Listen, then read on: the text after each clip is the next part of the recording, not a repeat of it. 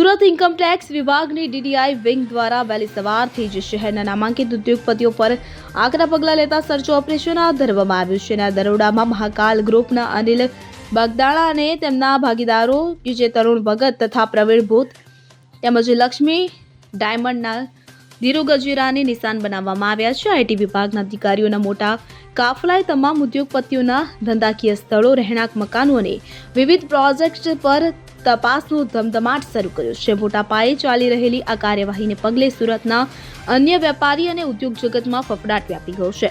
આવકવેરા વિભાગની investigation wing દ્વારા જાણીતા લક્ષ્મી ડાયમંડ ગ્રુપના વિવિધ ઠેકાણાઓ પર સામૂહિક દરોડા પાડવામાં આવે છે। મળતી માહિતી અનુસાર વસંતભાઈ ગજેરાની માલિકીના ગ્રુપ સાથે સંકળાયેલી સુરત અને મુંબઈની ઓફિસો તેમજ નિવાસસ્થાનો સહિત ડઝનથી વધુ સ્થળોએ આઈટી અધિકારીઓની ટીમો દ્વારા તપાસનો ધમધમાટ શરૂ કરવામાં આવ્યો હતો અને આ કાર્યવાહીમાં હીરાના વેપાર સાથે જોડાયેલા નાણાકીય દસ્તાવેજો, ડિજિટલ ડેટા અને સ્ટોકની વિગતોની બારીકાઈથી તપાસ કરવામાં આવી હતી। પ્રાથમિક અહેવાલો સૂચવે છે કે ટેક્સ ચોરી અને હિસાબી ચોપડે ન નોંધાયેલા મોટા પાયે નાણાકીય વ્યવહારોની બાતમીના આધારે આ સર્ચ ઓપરેશન હાથ ધરવામાં આવ્યું હતું।